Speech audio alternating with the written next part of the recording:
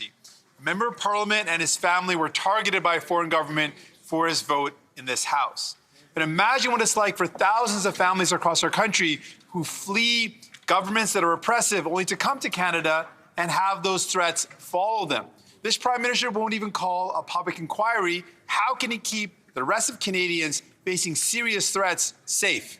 Hear, hear. Hear, hear. The Right Honourable Prime Minister. Mr. Speaker, from the very beginning, we have always taken threats to Canadians around foreign interference extremely seriously, which is why we've created new mechanisms and new tools to counter foreign interference, and why we've actually appointed an independent expert to look at the foreign interference landscape and to ensure that we have all the tools we need and to create more, including a public inquiry, if necessary. We will follow the advice of independent experts. That the expert is the one who is best placed to say how we move forward. The Honourable Member for Burnaby South. Let me help the Prime Minister. It is necessary. We need one. L'ingérence étrangère a un impact réel dans la vie des gens. Ça a un impact réel sur la communauté chinoise et plusieurs communautés à travers le pays. Imaginez la situation des familles qui fuient des gouvernements répressifs. Ils sont arrivés au Canada et les menacent. Going to interrupt for a moment. I believe the translation is not working. Est-ce que vous m'entendez? Can you hear me in English when I'm speaking French? Okay. Member for Burnaby South, if you can start from the top, that'd be great. Thank you. Minister, we need a public inquiry. It is necessary. L'ingérence étrangère. Foreign interference has a real impact on communities all across the country. Not just the Chinese community, but many other communities that are subject to intimidation. Imagine families that have fled repressive regimes to get to Canada, and they come here and they still face threats. This government is turning its back on those people. It's radio silence. They're not doing anything to protect these families. Why won't this government call a public inquiry in order to protect these people? Right Honourable Prime Minister, as my honourable colleague has pointed out, diaspora communities, be they Chinese or Iranian Canadian or Russian Canadian or Indo-Canadian, those communities are often the first to be targeted by foreign interference. And that's why we took steps to protect them. And we will continue to work together with those communities, not only to protect them against interference, but also to protect them against unfortunate racism and discrimination that's directed at them when they're suspected of being foreign agents. That's a problem we will continue to work on. Mr. Speaker, you would think that the illegal operation of foreign agents in this country would serve as a good enough reason for these Liberals to appropriately intervene. Instead, the Public Safety Minister chooses to mislead Canadians by claiming that the RCMP have shut down all Beijing-backed police stations, when in reality, 2 Montreal groups under investigation for hosting these stations have not received any closure requests.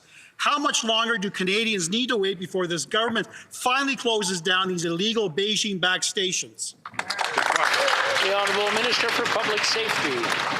Mr. Speaker, by now my colleague will know that the RCMP provided an update that they took action to disrupt the activities in regards to these so-called police stations.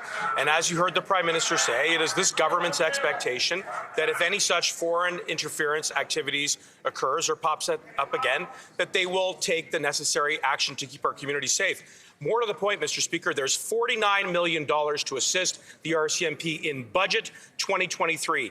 And instead of tough talk and saber rattling, the Conservatives should support that budget so that we can protect our communities from foreign interference. Honourable Member for Brantford-Brant. Mr. Speaker, actions speak louder than words. Canadians deserve no less. Right. This government's apathy concerning the threats of foreign interference continuously fails to protect Chinese Canadians across this country. Enough of the smoke and mirrors. Last week, on this very same topic, this minister stressed the importance of communication and transparency in this House. It's time for that minister to demonstrate it and finally answer the question: when will the government close down all these Beijing-backed police stations in Canada? Get her done. The Honourable Minister. Mr. Speaker, that member opposite knows full well that operational independence is a pillar of our democracy. We put and repose our confidence in the RCMP and our national security apparatus to protect our communities from foreign interference. Mr. Speaker, instead of misguided statements like the one that the member opposite just said, he should actually put the work into protecting our institutions, including the people in this chamber, and all of that is built on the foundation of the work that this government is doing since we took the reins in 2015. The honourable member for Leeds, Grenville, Thousand Islands and Rideau Lakes. It took 2 years for the government to do the right thing and expel a diplomat who was directly involved in interfering in our democracy and intimidating the family of a member of this House of Commons for their vote in this House of Commons. Meanwhile, the dictatorship in Beijing continues to operate illegal police stations in Canada, used to intimidate members of the Chinese diaspora community. So is the Prime Minister and his Public Safety Minister going to wait 2 years, or will they commit today to shut down these foreign influence operations running out of these Beijing-backed police stations? The Honourable Minister for Public Safety. Mr. Speaker, as long as we get the same questions, they'll get the same answers. The RCMP has taken decisive action with regards to the foreign interference that is in relationship to these so-called police stations, and going forward, they will take the necessary steps to protect our communities. Mr. Speaker, the Conservatives talk about apathy. They were apathetic for a decade when they held the reins of government, when they could have put in place the tools, the measures, and the resources that they're now asking the government to do. We're doing that work, Mr. Speaker. They need to stop with the politicization. They need to stop with the claims of political interference and get behind the work that this government is doing.